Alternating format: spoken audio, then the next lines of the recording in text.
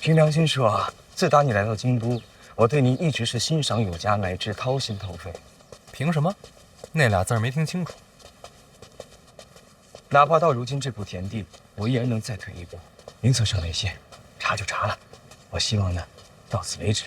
做人嘛，别太过分。天下这句“别太过分”可就太过分了。怎么查到哪儿那是国法，可不能讨价还价。不信你去问问督察院那些御史。我人往死了逼，又没犯法，你怕什么？我不怕死。你可真勇敢。京都城内谁都会死，但不是我。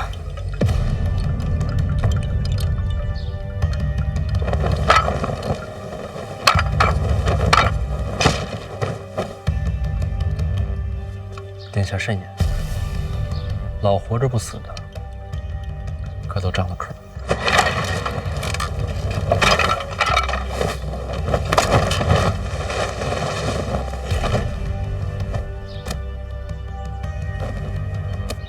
小范大人如今自然是意气风发，遵纪守法，自然活得踏实。就是在京都待的时间不长，有时候待久了，人脉总会多些。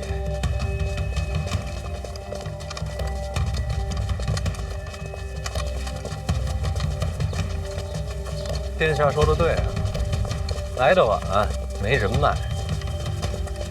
不过好在范某总有些职务在身，怎么看也不是孤身一人。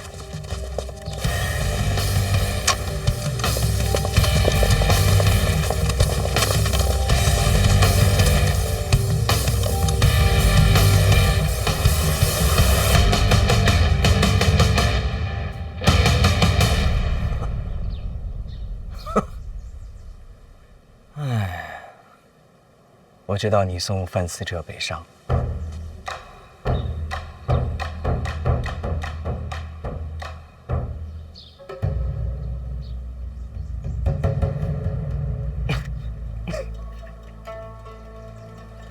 殿下什么都知道。你也太狠心，天寒地冻的，怎么忍心送自家弟弟去北齐受苦？我这个人心软，见不得兄弟离散，因此就派人跟了过去。算时间，这会儿也该把人接回来了。殿下重感情，要是交朋友再小心些，就完美了。我马车在前面，你呢就别送了，等思哲回来再聚。好走，来日方长。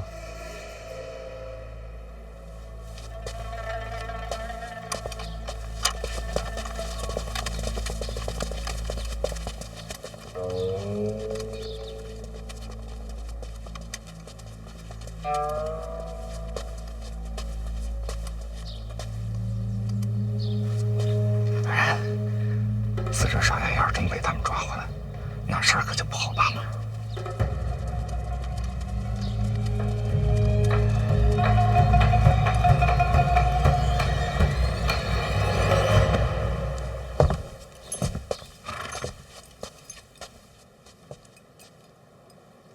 叶安，在。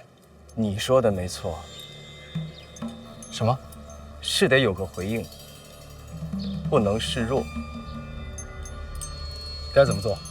听说抱月楼出了命案。暴露？没有啊。这不才听说吗？属下明白了。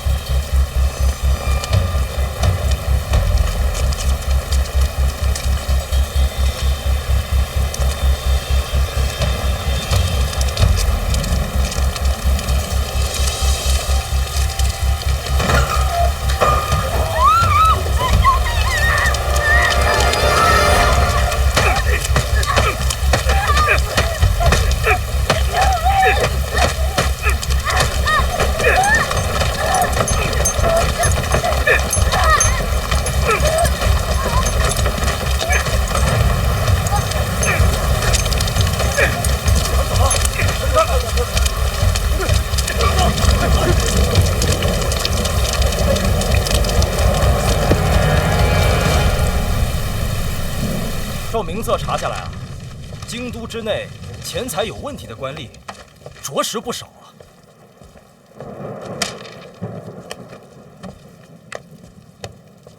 都是蠹虫，全都跟上！侦查嘛，现在看这一串查下来，多少都与二殿下有所往来。皇子而已。身为御史，就该有连陛下也敢参的气魄。查，往深里查，要让陛下看看，不光是他们监察院会做事情。出名案了！出名案了！出名案了！哪里？上下青楼，叫抱月楼，有人在门口打死了楼内的一名歌妓。那是清都府的事，与我们无关。抱月楼的管事不见了，但是留了封信给京都府，说这抱月楼的东家是范思哲。范思哲，范建的儿子，范闲的弟弟。范家开青楼，据说是逼良为娼。那个歌妓，她的死或许就跟这有关系。京都府查了吗？不只是京都府，范闲也亲自去了。范闲，他这是要干扰京都府办案呐！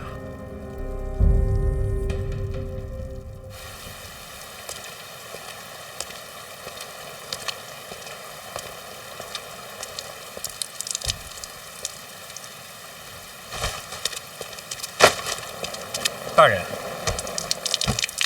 这人就是被活活打死的，周围很多人都看见了，仵作正往这儿赶呢，死因应该不会有偏差。还有，圆梦不见了，京都府正在查。大人，大人，那个圆梦留了封信，说这抱月楼的东家就是范思哲，而且楼里边逼良为娼，时常打骂。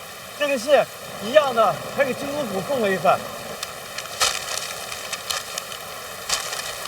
死者是谁？是楼里的歌妓。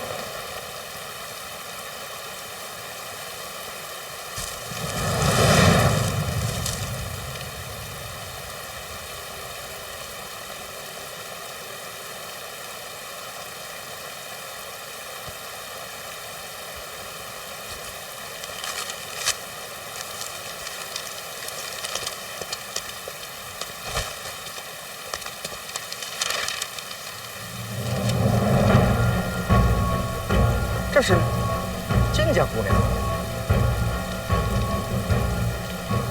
她怎么还在抱月楼？我不是给她卖身契让她回家吗？大人，但凡这姑娘进了这种地方，她一辈子都要打上青楼的烙印。再说老金头已经没了，这姑娘她哪儿还有家呀？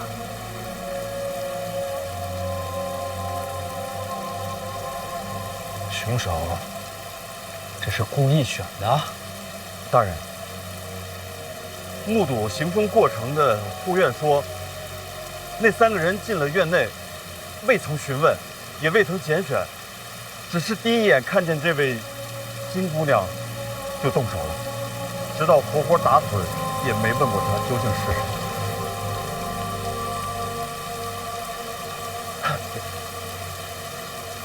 这就是随便挑的。或许他们根本不在乎死的是谁吧。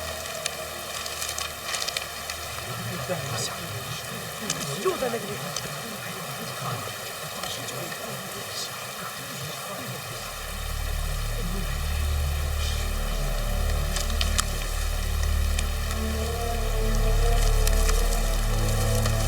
凶手呢？大人，他们行凶之后就离开了，行踪我们正在追查。别让凶手出京都。大人放心，绝对不让这些凶手逃出升天。老王，我不是让人守住抱月楼，禁止有人进出吗？守了，大人。杀人者身手过人，他们就是想让这事儿跟您扯上关系，咱是防不胜防啊。因为在他们眼里，人命就跟草芥一样，死的是谁都一样。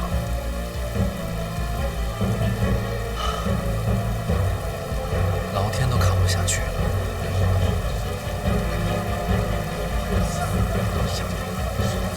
邓子越，全力追捕袁茂。是。撕开青楼，这本来就坏了朝官和读书人的名声，又逼良为娼，闹出命案，天理难容。我这就写折子。他范思哲，不仅是范思哲，还有范建、范闲。范家的人做出此等事情来，必须得有一个交代。这会儿还在查贪腐，已经不少人牵涉进去，难道还要拉上范家？纠察百官，职责所在，管他是谁，绝不退缩。终于雨停了，最烦下雨天。对了，那死了的歌妓叫什么名字？这我还真不知道，要不我去查查。算了，无所谓的。谁会记得呢？你说，这下一场雨会死多少蚂蚁？殿下，都安排好了，那3名凶犯落网之时，才是范闲真正的没落。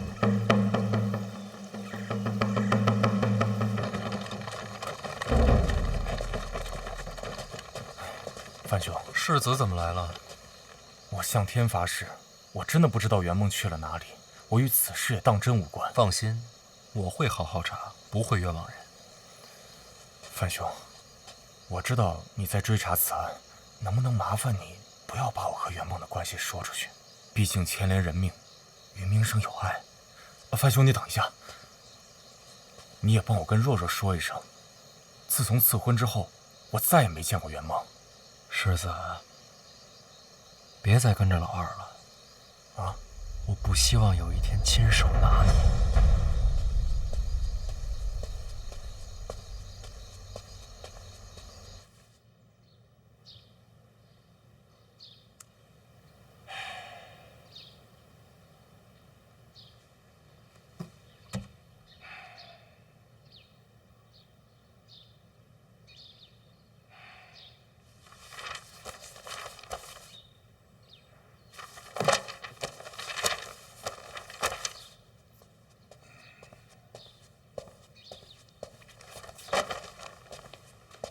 您找我？包月楼的事儿，我已经知道了。范闲惹祸，连累家里了。哎呀，一家人说什么连累呀？没做错事的人，无需致歉。哎，不过您放心，范思哲送走的及时，包月楼这事儿啊，绝对跟他扯不上关系。人家要斗的可不是范思哲。是。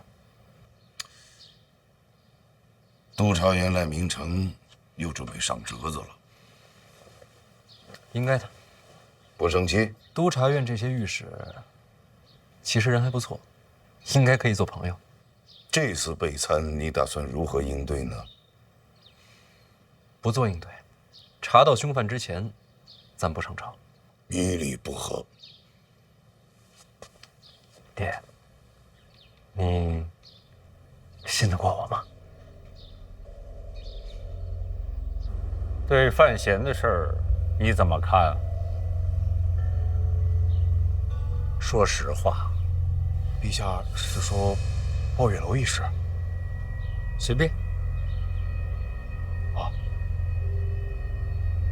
儿臣以为此事有些许蹊跷。这朝堂之上正在查贪，恰巧在这时蹦出来包月楼一事，在儿臣看来，有点像是栽赃陷害啊。朕听不见。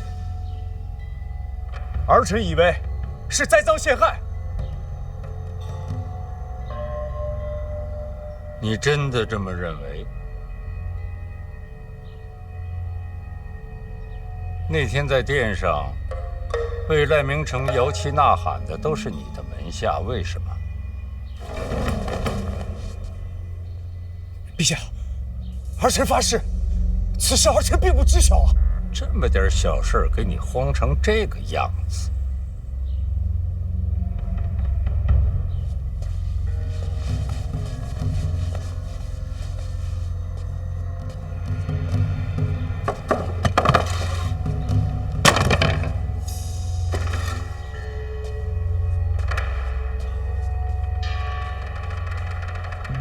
来，坐。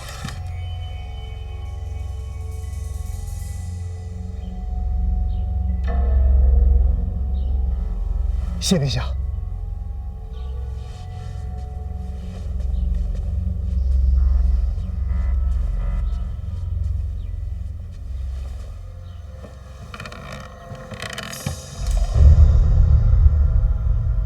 坐稳当了吗？好。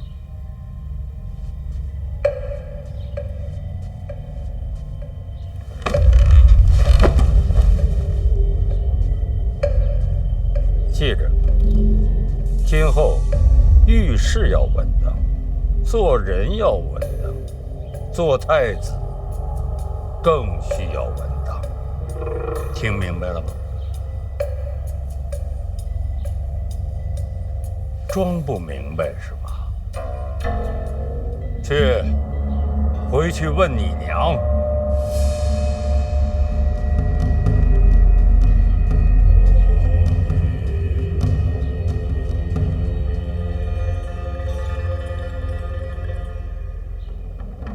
陛下让你来看我，是。但即便陛下不说，儿臣也想来探望母后。其实你来不来看我，陛下根本不在意。在陛下心里，我这个皇后，怕是连模样也记不清了。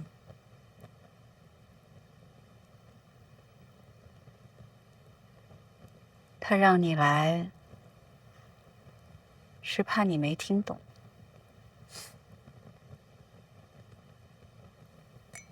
说说吧。他都跟你讲了些什么？这还能说什么？范家父子一起染病，这鬼话谁能相信？是没人信，可人家说了染了病，这不能逼得上朝啊！这要传出去，倒显得我们太蛮横了。那范思哲呢？说不在京都，去哪儿了？问清楚，抓回来审。不知道去哪了。范家父子染病，不见客啊！我就不相信他们会一直病下去。那如今该怎么办？等吧，毕竟抱月楼命案的凶犯还没有落网。这段日子继续查贪腐，范家和贪官一个也不放过。是，大人。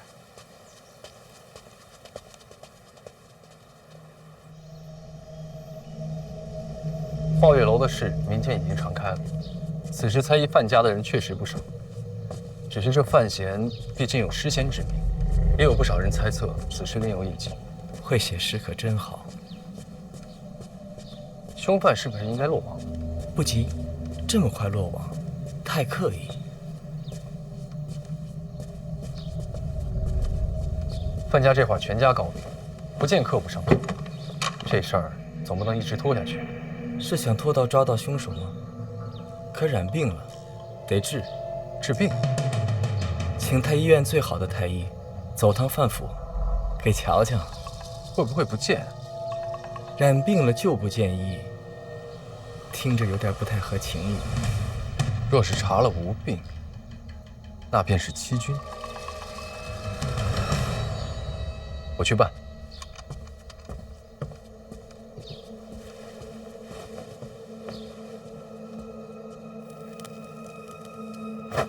你保范家做什么？他有说过要投入你门下？那倒没有，但毕竟是跟二哥作对。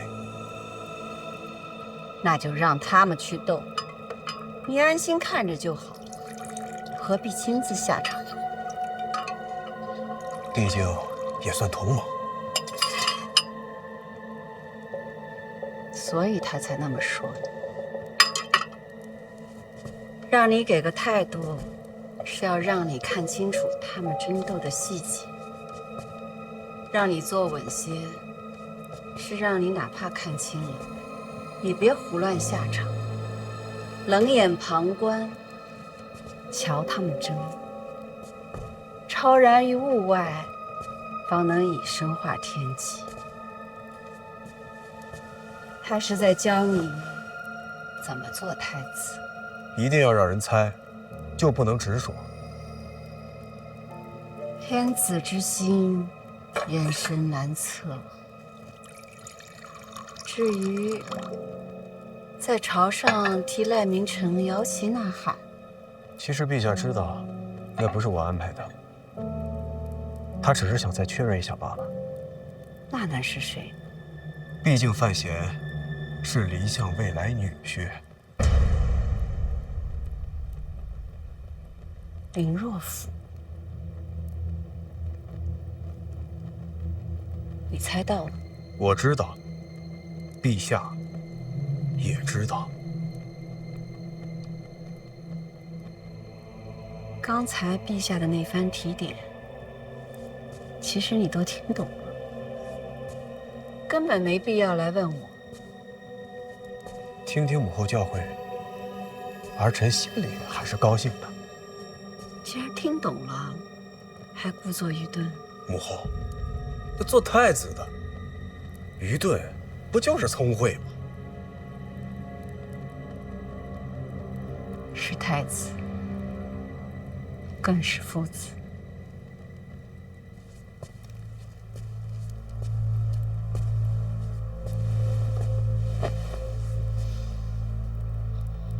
其实你很像他。误伤其类，这词儿怎么能用在这儿呢？依我看，这词早晚得用上。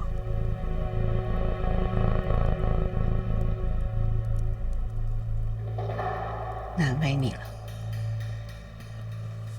儿臣乃太子，坐镇东宫，万众敬仰，兄弟极限，何谈难为啊！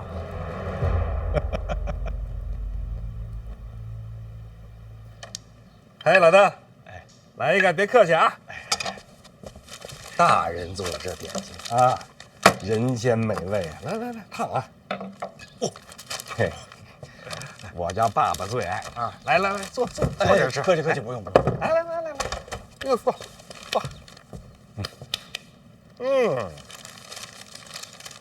哎，怎么不吃啊？热着好吃。啊，大人，这不是现下正当值吗？我还是带回去细细品尝。窦瑜，你这还是没放开呀？是不相信我？属下知错了。我明白，你还想再看看，看看我到底是不是那个值得你唤醒自己的人。起来吧。是。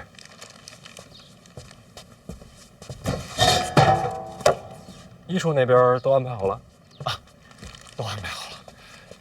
医处的同僚可以说是摩拳擦掌，群情激愤啊！自从您在殿廷对峙之后，大家都觉得对您的敬仰简直是无以复加。尤其是我觉得我就像找到了指路的明灯一般。敬仰的不是我，是陈院长站在我这头。我这年纪，他们敬仰不了。别人或许如此，但是我跟他们是不同的。有何不同？您看，您这个借力打力，简直是妙极了！借督察院的手，行承贪之风，绝了啊！可以说您就是文韬武略，足智多谋啊！那你先把这糕吃了。我还是回去吃吧。监察院的规矩，凡入院者，当差之时不可食院外饮食，是这条吧？你是怕坏了这规矩？是。低头哈腰、恭顺圆滑这些你可全占了，却偏偏要守这么一条没人在意的规矩。邓子越，你活得挺矛盾。我是蠢，我还是回去吃。你呀，老王，你看看人家，我要是跟他学呀，您早得烦死我。老邓、老王都是栋梁。对。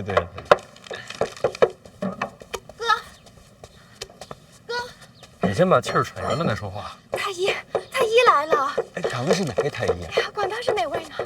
哥，说是二殿下担心范府病情，让太医给瞧病。这会儿姨娘正领着往爹屋里走呢，怎么办呀？我先去拦他一道。你拦他干什么呀？拦不行啊，这红光满面，怎么看都不像是生病。这就是你的不对了。咱爹没病，你就不高兴了？哥，放心，爹可以的。啊？病这种事儿，心诚则灵。李太医，这没多大点事儿，还劳烦您亲自跑一趟。应该的。来，这边请，小心台阶啊。夫人这是找什么？没什么。范尚书在屋里吧？在吧。我去看看。要不先喝口茶？不用，看病要紧。这也不出来拦一下，起码打个招呼。没什么。我说这病啊，突然就来了，也不提前打个招呼。病来如山倒，夫人放宽心，我进去瞧瞧。哎，既然这太医也来了，看来时机也差不多，让医处把消息散出去。是。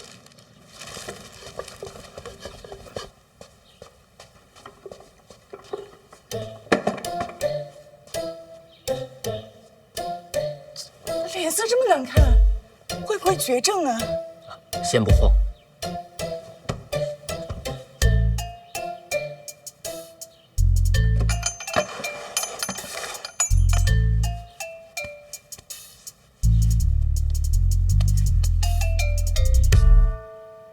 哥，爹生病了？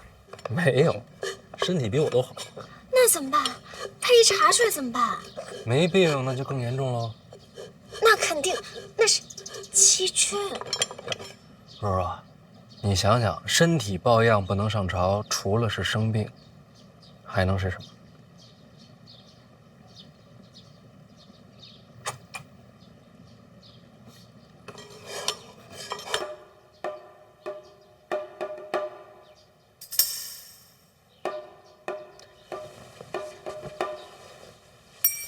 范尚书，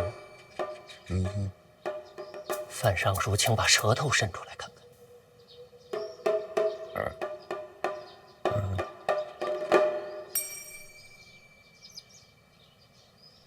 范尚书，好好休息。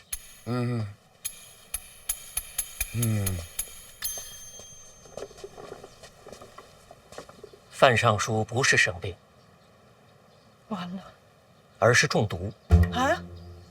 中毒？确实是中毒。中毒好啊！好糟糕。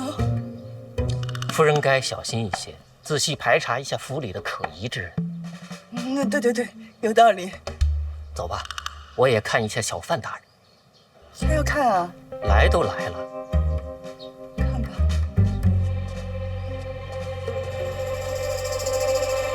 是你给爹下的毒？做戏要真，投入要深。那爹知道吗？废话，这种事儿还能瞒他？他没说啥。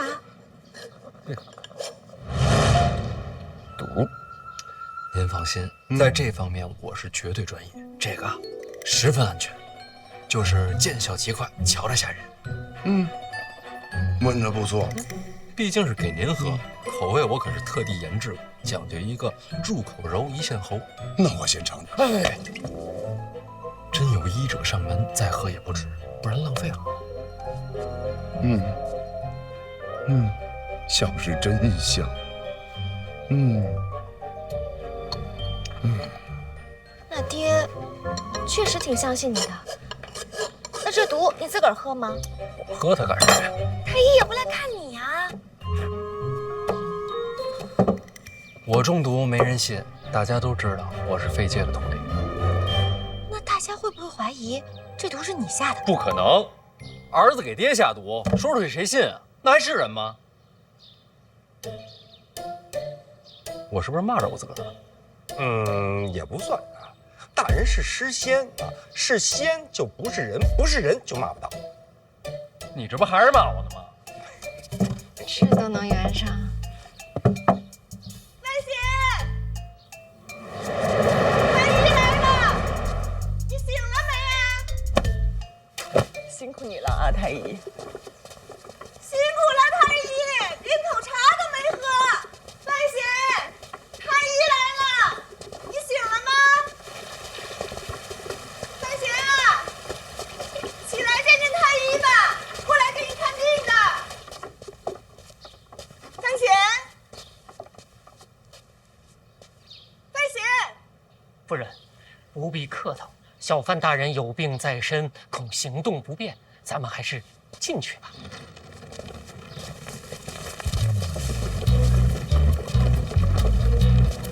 姨娘来了。范闲呀，这位是专程从太医院赶来给你瞧病的。多谢。哎呀，大人，大人呐！哎呀，您说说您啊，本来您应该在床上静养休息的，您偏要起来。您说什么？要对姨娘恭敬，要对太医感激感激。哎呀，你说您怎么就不想想您自己呀？你先不用慌，人还活着呢。您为大人想想办法啊，我会尽全力的。这脉象又是中毒？不是中毒。你家大人有没有被什么撞过？撞过吗？怎么了？他气血紊乱，不像生病，更像重伤。大人，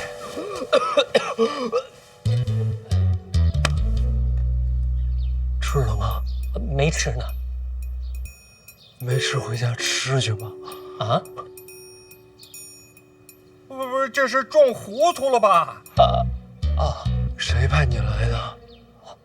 二殿下。替我谢谢他，必定转告。姨娘，务必让太医吃了饭再回去啊。回头就交代后厨。大人，小范大人身体虚弱，赶紧推到房间里休息，我这就开个药方。拜托您了，先生。必须的。咱们大庆呢，还是好人多呀。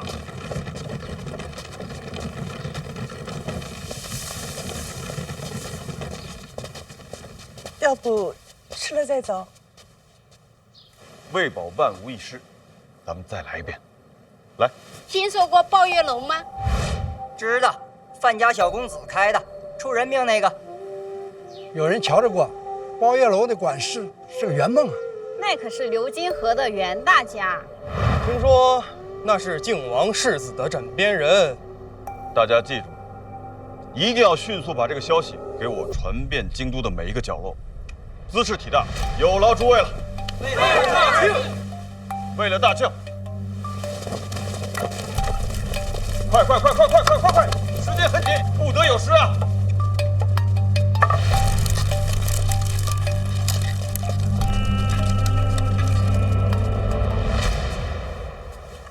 真是这么说的？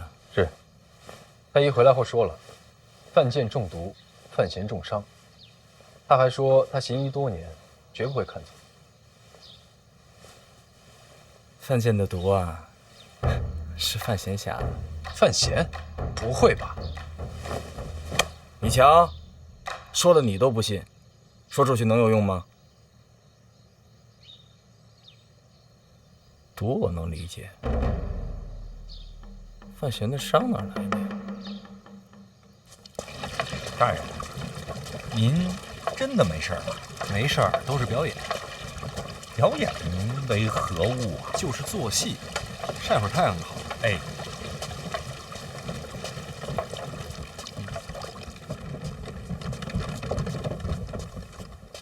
今儿怎么没太阳啊？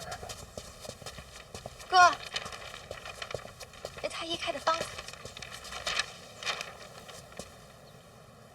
方子没问题，太医是有真本事的。你是怎么骗过他的？我们学武的，装个病再容易不过了。真厉害！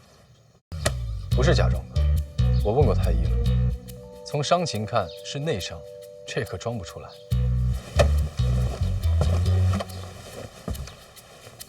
跟人动手，谁干的？一点消息也没有。谁这时候会对范闲动手呢？会不会是他自己？殿下，这种内伤，一不小心功力都废了。他就算弄伤自己，也没必要做到这种地步。那这就奇怪了，哪儿来的伤呢？这个你给爹送过去。这什么呀？还这是什么解药啊？我差点忘了。哎，吃1粒就够了啊。知道了。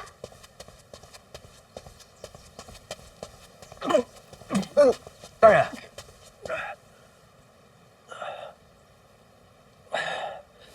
没事儿，让我自己缓缓就好了。大人，您自从回了京都，这真气就越来越不受控制。您这样下去不行，得找个人问问吧。问谁去啊？我都不知道谁跟我练一样的真气。你就别再跟人动手了啊！这你放心，我又不是惹事儿的人。有什么你就说。没什么要说的，您说的都对。邓子越那边消息都散出去了，你还操这个心？这么点小事儿不成问题。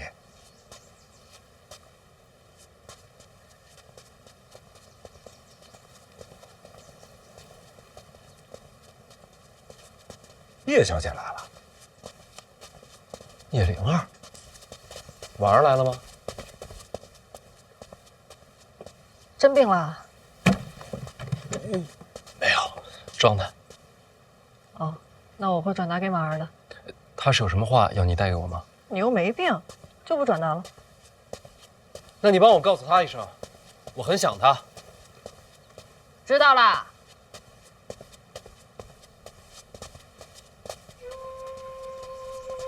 大人，您这是真性情啊！您赶紧坐下吧。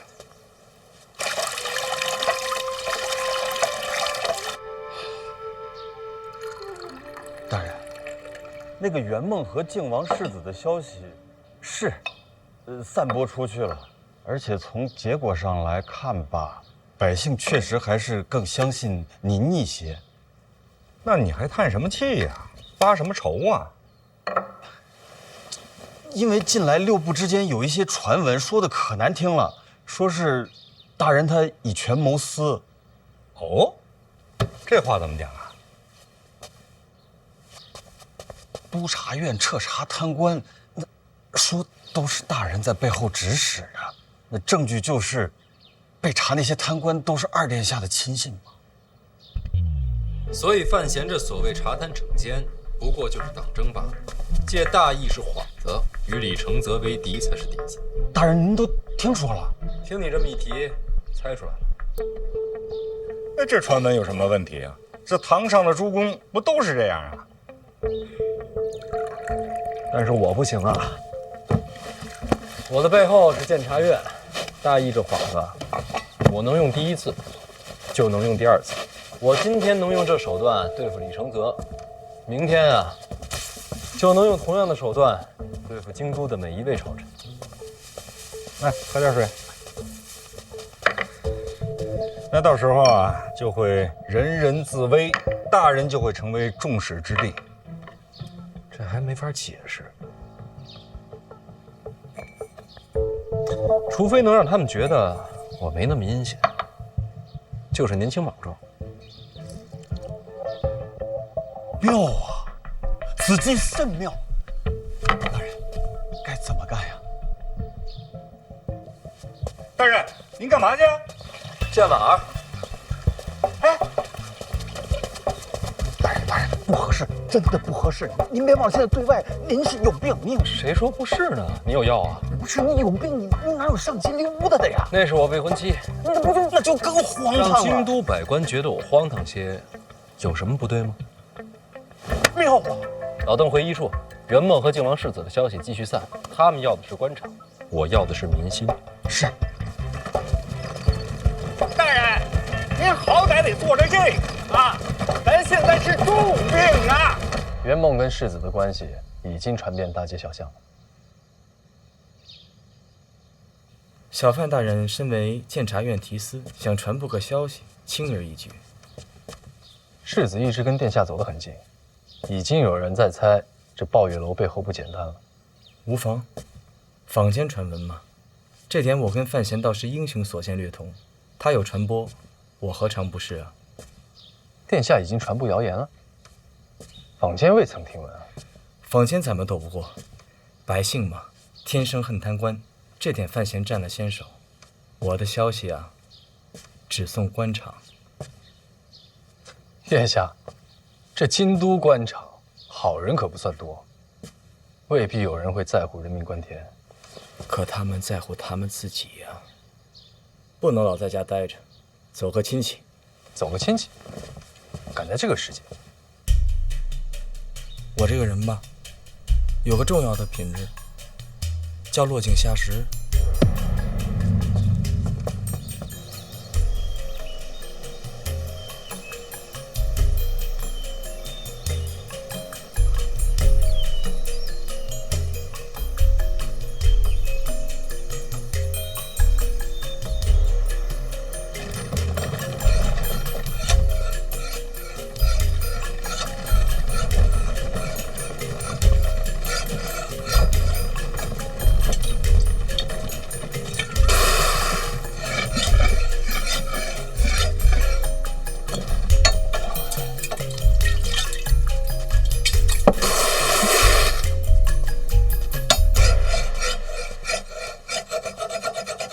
你在这儿干嘛呢？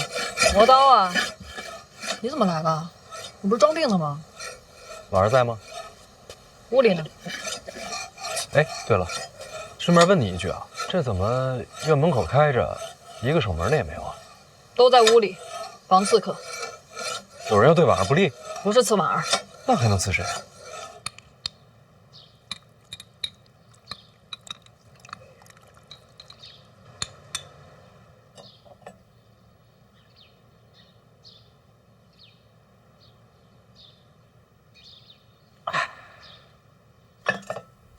二表哥，这顿饭是一定要吃吗？什么二表哥，叫二哥，自家兄妹叫生分了。都这时间了，我串个亲戚蹭个饭，你好意思赶我走啊？命重要还是饭重要？我都要。李承泽来了，你说有人要杀他，谁要杀他？我。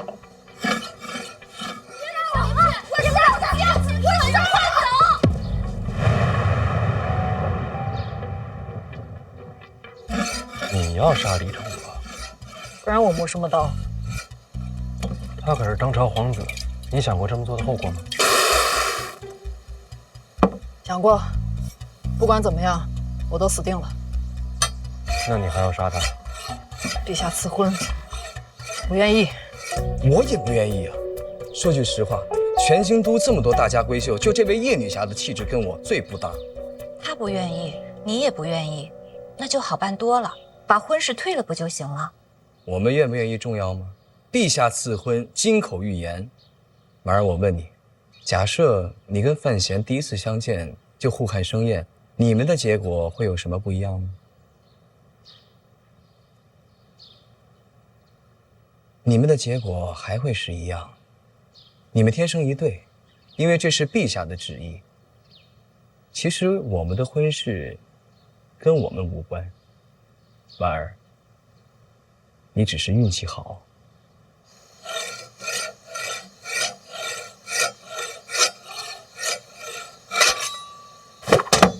干什么啊？他脖子可没这柱子硬，这刀够快了，杀人足够。你根本就不敢杀他。你所谓横刀，只不过是摆个姿态，告诉所有人你心里不满，然后指望借着气势把他吓走。你只不过在逃避罢了。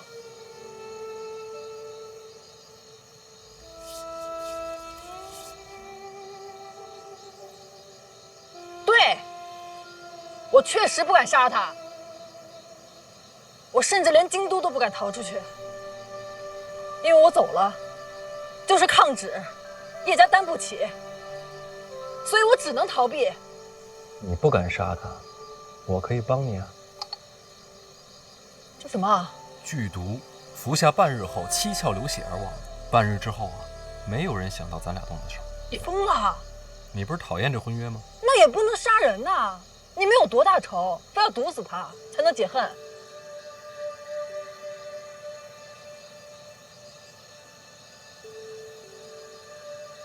你说的对，我想错了，不能毒死。走吧，我进去看看。你呢？算了，我也进去吧。逃避又能逃哪儿去？总要面对。是要面对，现实着实残酷，却又无处可逃。二表哥话里有话，不如直抒胸臆。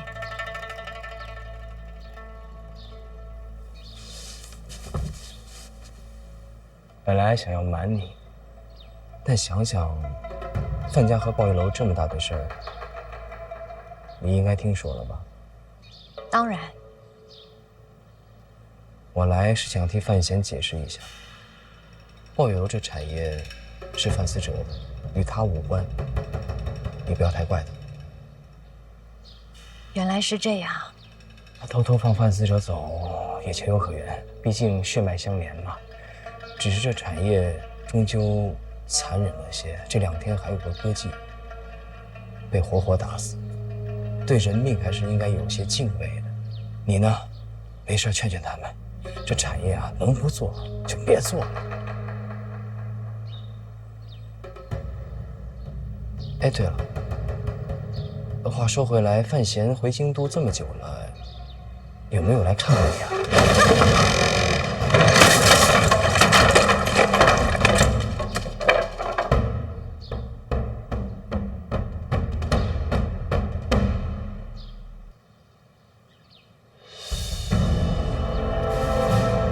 不好意思啊，手滑了。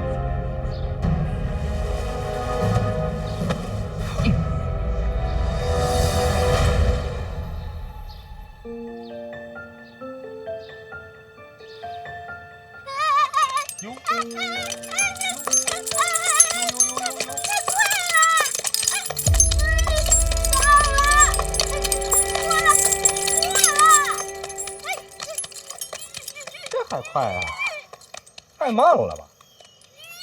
这还失控了？你看什么看？就是说你呢，啊！你给我听好了啊！你不许学他，知道吗？咱得学好，学好啊，有草吃啊！嘿嘿嘿。哎，殿下，你不是范闲身边那个吗？对对对，是我。殿下真是国门强记呀，还记得我。哎。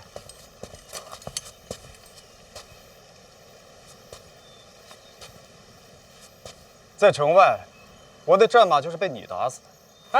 不是我，那是高达，是站我旁边那个。你们2个一起的。殿下您别误会啊，我比较温和，这高达比较暴躁啊。你叫什么来着？在下邓子越。邓子越，之前是这名？正是啊。邓某行不更名，坐不改姓。人呢？进去了吗？谁呀？刚才那个北齐大公主啊，她路过，走了，去哪儿了？那边。你怎么没拦她呀？我哪敢拦公主啊？她是来见婉儿的。她刚才没来得及说。我去把她找来。哎。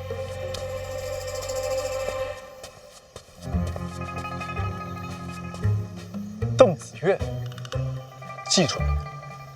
邓某惶恐啊，子越惶恐啊，邓子越惶恐啊！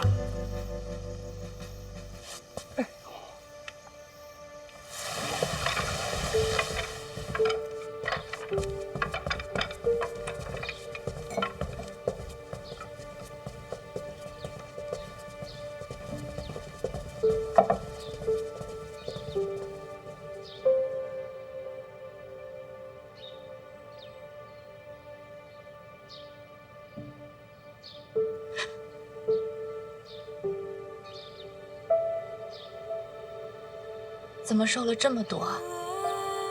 在北齐受苦了？没有，我怎么可能让自己受苦呢？我在北齐可威风了。再说了，受点精神。那可别，别弄垮了身子。对不起啊，这段时间让你担心了。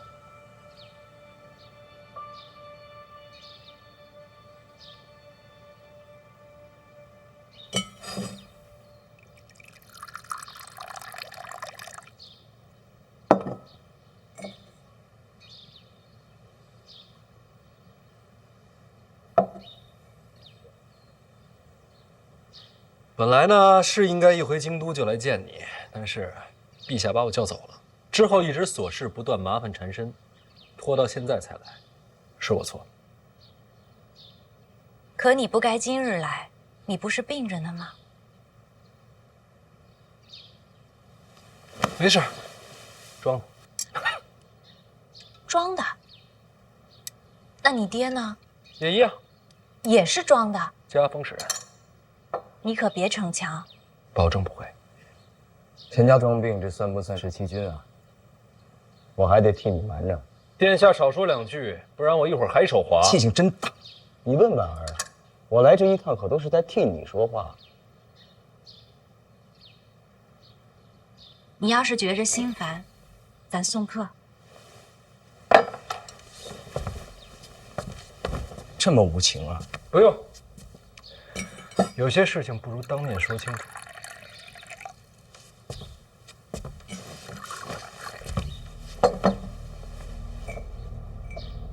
抱月楼外惨死那姑娘，她姓金，你知道吗？我该知道吗？怎么听起来你们很熟啊？他爹也是死在抱月楼外，这么巧啊？怎么死的呀？怎么死的？逼良为娼，家破人亡。那你得赶紧劝劝范思哲，让他投案。2条人命，你就没什么想说的？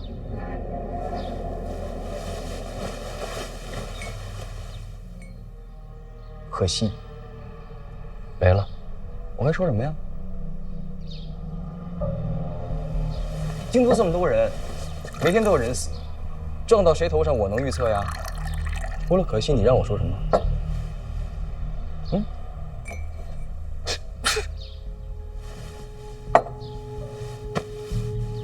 说实话，你能是这心态，我确实佩服。生死无常，看淡些。这话说得好，我记住。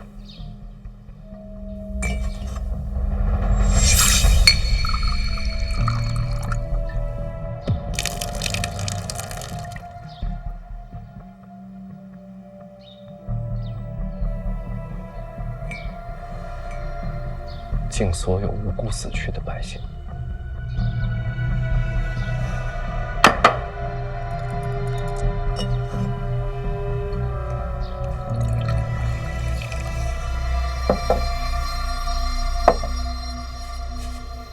他饿了怎么办？就这么会儿，没事儿。哦。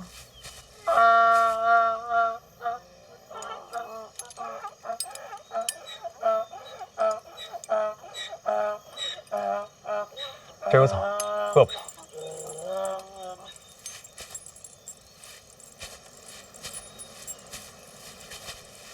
哎，我们不事先通报，直接来见林郡主，会不会有些不合礼数？不要紧，婉儿跟我自家妹妹一样。怎么了？头发乱了。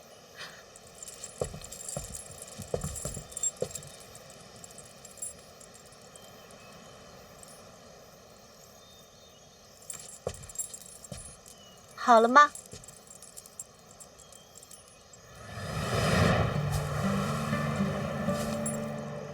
好了。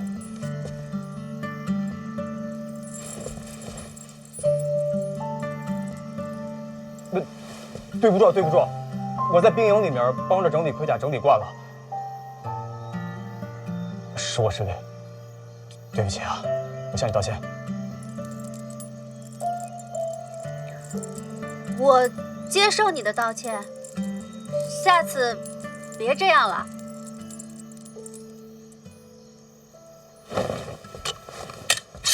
干什么？要不我歃血为誓。这是我们北齐的习惯。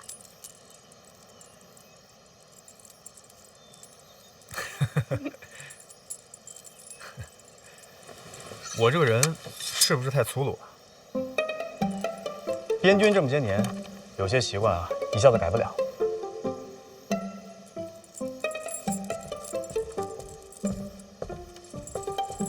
不识率真，倒也是好事。啊？咋了？这边。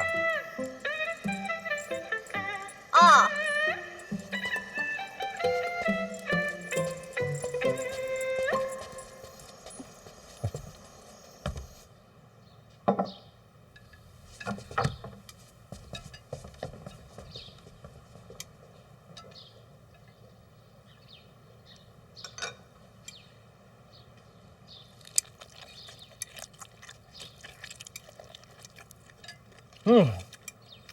小时候呀，就没事来这混饭，味道没怎么变。是吗？那大表哥多吃点儿。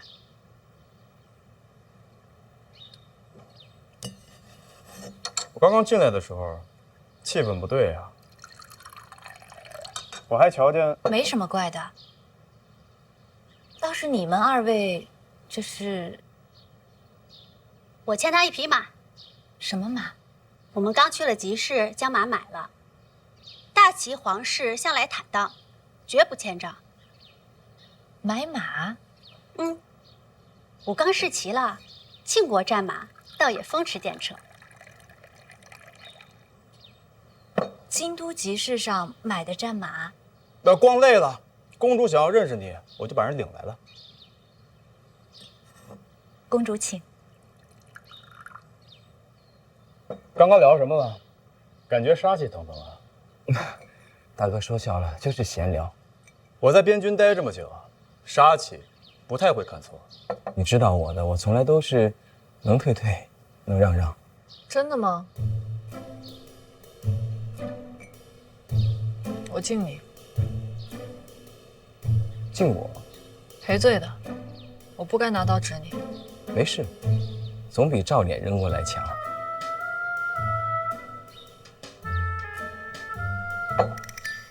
你有心上人吗？什么？就是那种以身相许、青梅竹马。没有。我也没有。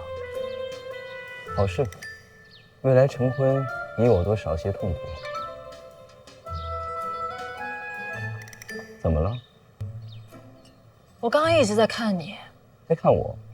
想看仔细点儿，之前没有端详过。喝醉了？我是喝酒了，但我很清醒。殿下，我看了你好一会儿，你很有特色，但我还是没法喜欢你。所以呢？你对我呢？差不多。那咱们应该共同努力，把这婚约给退了。怎么退？你刚刚不是说能退就退吗？不是一码事儿，这是陛下赐婚。那咱俩之间毫无感情啊！重要吗？这不重要吗？婚约定的是下半生，信命吗？你不会告诉我咱俩之间的婚约是命中注定的？人生在世，命运所人。对于你我二人来说，陛下的旨意就是天命。既然无法反抗，只能接受。那就不能想想办法吗？那你问问在座的各位，都是赐婚，你问问他们想过逃吗？早就想过啊。从边境回京那会儿，途中几家驿站，我都留好了马匹。留马？为什么？我想着，咱们也该见见公主吧。如果见了还行，那没什么好说。如果不行呢？京都出城驿站换马一路不停，没几天就能到边境。你准备什么时候逃离京都？怎么谋划的？我能一块参谋参谋吗？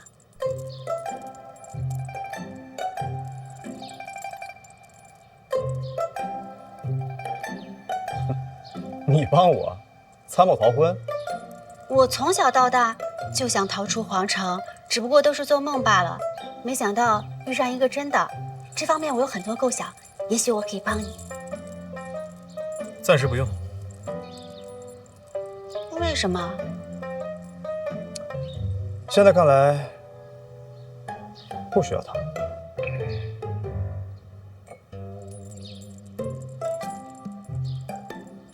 那你若是想逃，告诉我一声。好，保证第一个跟你说。你若不愿私婚的话，也可以考虑看看逃去边境，那里山高水远，无拘无束。我逃不了，叶家满门都在京都，全家走也不是不行啊。不太可能。